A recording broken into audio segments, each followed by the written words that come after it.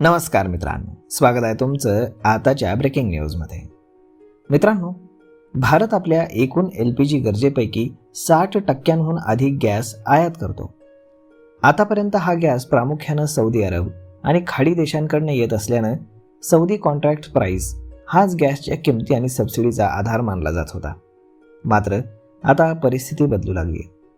Indian oil, Bharat petroleum आणि Hindustan petroleum या सरकारी तेल कंपन्यांनी 2026 या वर्षासाठी अमेरिकन निर्यातदारांशी थेट करार केला असून दरवर्षी सुमारे 2.2 दशलक्ष मेट्रिक टन LPG आयात करण्याचा करार करण्यात आला आहे. हे प्रमाण भारताच्या एकूण आयातीच्या जवळपास 10% इतकं आहे. अमेरिकेकडनं गॅस आयात करताना सर्वात मोठं आव्हान म्हणजेच वाहतूक खर्च.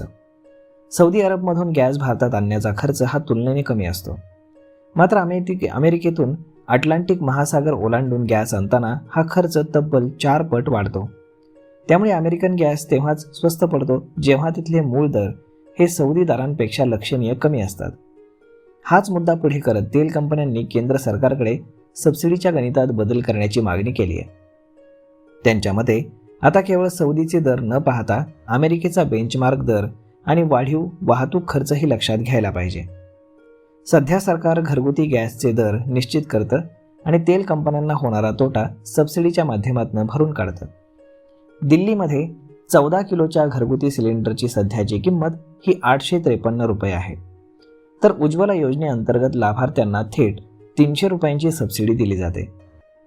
तर 19 किलोच्या कमर्शियल सिलेंडरचा सध्याचा दर हा 1580 रुपये 50 पैसे इतका आहे. जागतिक बाजारामध्ये कच्च्या तेलाचे दर सध्या सुमारे $62 प्रति बॅरलच्या आसपास स्थिर आहेत. मात्र वाहतूक आणि करार पद्धतीमुळे LPGच्या एकूण खर्चामध्ये फरक पडतोय. जर सरकारनं सबसिडीची मोजणी अमेरिकन बेंचमार्कशी जोडली तर तेल कंपन्यांवरील आर्थिक ताण काही प्रमाणामध्ये कमी होणार आहे. मात्र दुसरीकडे वाढलेला वाहतूक खर्च लक्षात घेतल्यास भविष्यामध्ये घरगुती गॅसच्या दरांमध्ये किरकोळ वाढ होण्याची देखील शक्यता नाकारता येत नाही. विशेष म्हणजे भारतानं पहिल्यांदाच अमेरिकेसोबत स्पॉट मार्केटऐवजी दीर्घकालीन म्हणजेच लॉंग टर्म कॉन्ट्रॅक्ट केले.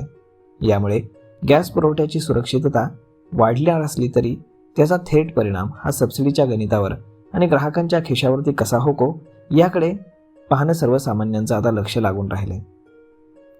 आता केंद्र सरकार कुठला अंतिम निर्णय घेतं, सबसिडीची नवीन सूत्र नेमकी कशी आणतं आणि त्याचा घरगुती ग्राहकांवरती काय परिणाम होतो हे येत्या काळामध्ये स्पष्ट होणार आहे. तोपर्यंत LPG सिलेंडरच्या दरांबाबतीत ही एक मोठी घडामोड सर्वांसाठी ठरणार आहे. तर मग मित्रांनो, अशा पद्धतीनं गॅसची जी सबसिडी आहे तर त्याच्यामध्ये मोठा निर्णय सरकार घेण्याच्या तयारीमध्ये आहे. कदाचित ही गॅसची सबसिडी देखील बंद केली जाऊ शकते. तर मग मित्रांनो, हा व्हिडिओ, ही माहिती तुम्हाला कशी वाटली हे तुम्ही आम्हाला कमेंट करून नक्कीच सांगा. आणि जर आवडली असेल तर आपल्या जवळच्या मित्रमंडळींसोबत देखील हा व्हिडिओ तुम्ही शेअर करायला विसरू नका. धन्यवाद.